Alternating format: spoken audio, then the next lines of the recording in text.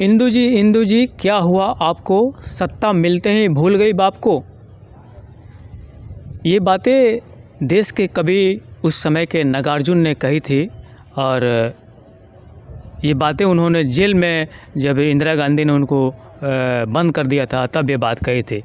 लेकिन उससे पहले चलते हैं कहानी में चाचा नेहरू के पास, जो जब वो प्रधानमंत्री थे और इंदिरा गांधी छोटी थी। पंडित जवाहरलाल नेहरू के रीजन में भारत चाइना का युद्ध हुआ था, जिसमें वो भारत हार गया था और उसके तुरंत बाद ही उनका जन्मदिन मनाया गया था। तो उस जन्मदिन को सेलिब्रेशन करने वाले उस समय के हरिवंश राय बच्चन जो कवि थे, वो वही पैराग्राफ मीटर तय किए थे कि कौन लोग इस सेलिब्रेशन में आएंगे और किनका नाम उसमें जोड़ा जाएगा। तो उसमें नाम जोड़ा गया था बहुत सारे कवि का, जिसमें नागार्जुन उस समय के कवि थे, वो भी आए हुए थे और वो बाहर बैठे हुए थे। अंदर जाने की तैयारी सभी लोग की थी, सभी लोग जा रहे थे और नागार्जुन बैठे हुए थे, जिनको इंदिरा गांधी बुलाने के लिए आई और बोले कि अंकल जी आप भी चलिए और पिताजी का जो जन्मदिन मनाया जा रहा है उसमें आप भी भाग लीजिए, आप भी कविता पढ़िए। तो नागार्जुन ने कहा था कि तुम्हारे पिताजी हमारे कविता को नहीं सुन पाएंगे। तो इंदू जी उस वक्त बहुत शालीन विचार की थी, वो बोले कि नहीं कोई बात नहीं है, आप चलिए और जो आपको मन में हो कविता पढ़िए, कोई दिक्कत नहीं है, कोई कुछ नहीं कहेगा आपको। नागार्जुन जो कवि थे वो अंदर गए, हरिवंश राय बच्चन भी साथ में आए थे बुलाने के लिए। और हरिवंश राय बच्चन जो थे वो नेहरू जी के परम मित्र थे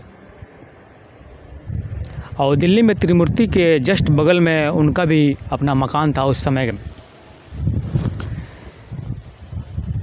देश के प्रधानमंत्री पंडित जवाहरलाल नेहरू ये गांधी जी के दत्तक पुत्र भी बताए जाते हैं और नेहरू जी का जो प्रभाव था वो इतना बड़ा था, वो एक IITian थे और प्रधानमंत्री के रूप में पूरे देश में उनको चाचा नेहरू के रूप में हम लोग जानते हैं, जिनको अपने खेमे में लाने के लिए अमेरिका बहुत सारा प्रयास किया। उनका जन्मदिन मनाया जा रहा था और वहाँ पे नागार्जुन जो है वहाँ पहुँचे और नागार्जुन ने ये कविता पढ़ी कि अभी तुरंत ही चाइना का युद्ध हार चुके थे, जिस पर नागार्जुन ने कविता पढ़ दिया था कि वतन को बेचकर जन्मदिन मनाते हो, गांधी जी के समाधि पर झुक झुक फूल चढ़ाते हो। तो ये कहने का जो कलेजा है और सुनने का जो जब्त, कहने का कलेजा नागार्जुन कवि का और सुनने का जब्त जो है नेहरू जी का, इसमें हम दर्शा रहे हैं कि जितने भी शासन काल है, सत्ता काल होती है, वो अगर आज के ज़माने में किसी सत्ताधारी के खिलाफ़ ये कोई कवि बोल दे तो उसके पीछे ED लगा दिया जाता है, उसके पीछे CBI तक लगा दिया जाता है।